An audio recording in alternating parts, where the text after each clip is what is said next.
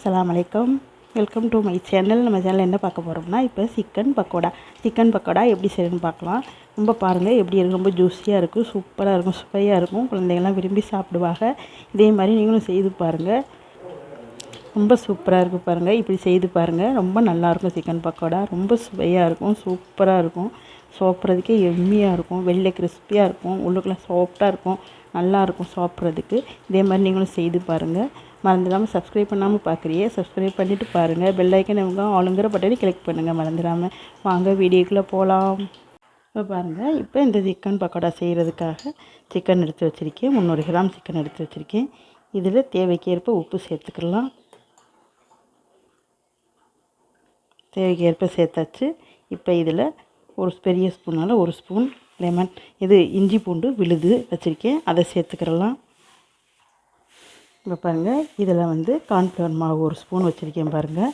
இது கடலை மாவு 1 ஸ்பூன் வச்சுருக்கேன். அரிசி மாவு 1 ஸ்பூன் வச்சுருக்கேன். மிளகுத்தூள் 1/2 ஸ்பூன் வச்சுருக்கேன். ஜீரகத்தூள் 1/2 ஸ்பூன் வச்சுருக்கேன். ஃபுட் கலர் கொஞ்சமாக வச்சுருக்கேன். மிளகாத்தூள் 1 ஸ்பூன், பெரிய ஸ்பூனால் 1 ஸ்பூன் வச்சுருக்கேன்.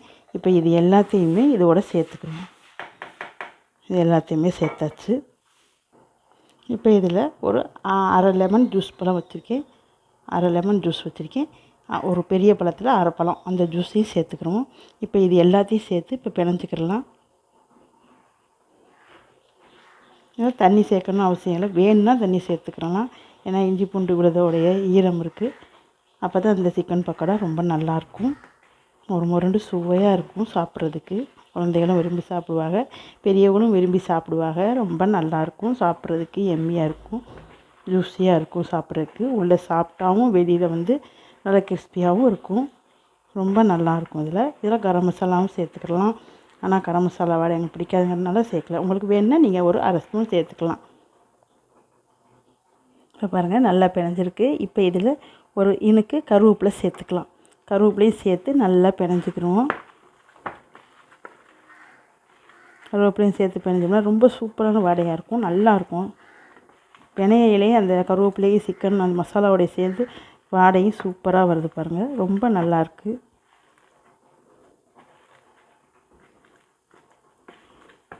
இப்போ இந்த மசாலா எல்லாமே நல்லா பிணைஞ்சாச்சு, நல்லா கோட்டாயிருச்சு. இப்போ இந்த சிக்கன் மசாலா கோட்டாயிருக்கு. நல்லா ஊறணும். ஒரு 1 ஹவர் ஊறணும், இல்லைன்னா ஒரு 1/2 ஹவராவது ஊறணும். இப்போ நான் 1/2 ஹவர் ஊற வைக்கிறேன். ஊற வச்சுட்டு அப்புறம் பார்க்கலாம். இப்போ பாருங்கள், அடுப்பில் ஒரு சட்டி வச்சுருக்கேன். அதில் எண்ணெய் சேர்த்துக்குவோம். எண்ணெய் சேர்த்தாச்சு. இப்போ எண்ணெய் காயட்டும். இப்போ பாருங்கள், சிக்கன் நல்லா ஊறிடுச்சு. இப்போ இந்த சிக்கன் பக்கோடா செய்கிறதுக்கு வாங்க. நல்லா ஊறி ஜூஸியாக இருக்குது. வாங்க இப்போ பார்க்கலாம். இப்போ எண்ணெய் காஞ்சிருச்சு. இதில் ஒவ்வொரு பீஸாக சேர்த்துக்கலாம்.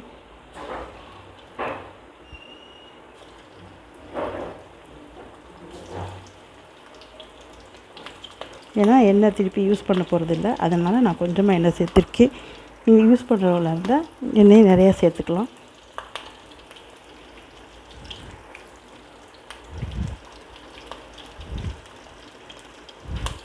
இப்போ இது வேகட்டும். இப்போ பாருங்கள், சிக்கன் பீசஸ் எல்லாம் நல்லா வெந்திருக்கு. இப்போ திருப்பி விட்டுக்கலாம்.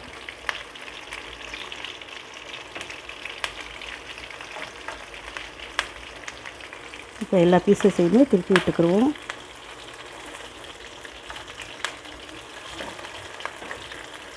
இப்போ சிக்கன் எல்லாமே நல்லா வேகட்டும்.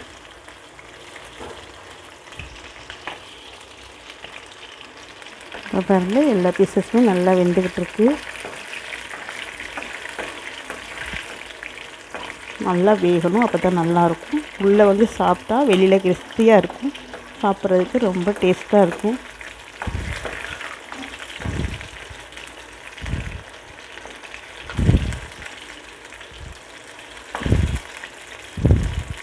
இப்போ வேகட்டும். இப்போ பாருங்கள், இப்போ எல்லாமே நல்லா வெந்துருச்சு. இப்போ இதை பூராமே எடுத்துக்கிறோம்.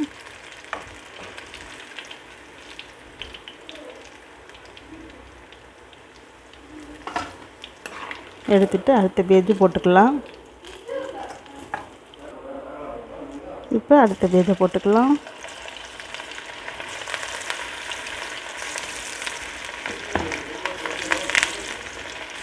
இப்போ எல்லா பீஸஸையுமே அதை சேர்த்துக்குவோம்.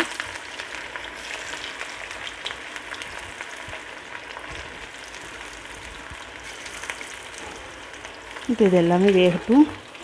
இப்போ அடுத்த பஜ்ஜியை நல்லா திருப்பி விட்டுக்கலாம்.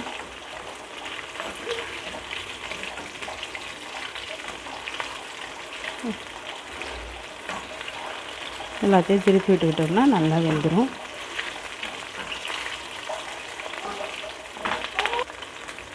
இப்போ பாருங்கள், இந்த பஜ்ஜும் நல்லா வெந்துருச்சு. எல்லாத்தையுமே எடுத்துக்கிடுவோம்.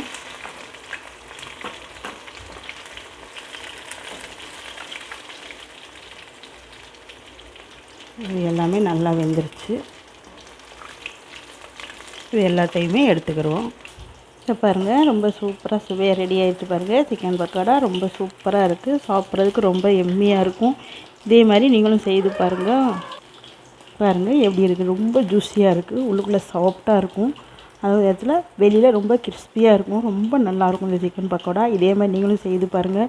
உங்களுக்கும் பிடிக்கும்னு நினைக்கிறேன். பிடிச்சிருந்தா எங்கள் சேனலை சப்ஸ்கிரைப் பண்ணுங்கள், லைக் பண்ணுங்கள், கமெண்ட் பண்ணுங்கள். மறந்துடாமல் பெரிய பெரிய லைக் பண்ணுங்கள். நீங்கள் பண்ணுற லைக்கில் தான் எங்கள் வீடியோ ஷேர் ஆகும். சப்ஸ்கிரைப் பண்ணுங்கள், பெல் ஐக்கனுங்க ஆடியும் ஷேருங்க. தான் எங்கள் வீடியோ ரொம்ப ஷேர் ஆகும். எங்களுக்கு ஒரு மோட்டிவேஷனாக இருக்கும். வந்துடாமல் சப்ஸ்கிரைப் பண்ணுங்கள், ப்ளீஸ் சப்ஸ்கிரைப் பண்ணுங்கள். அடுத்த வீடியோவில் பார்க்கலாம். பாய்.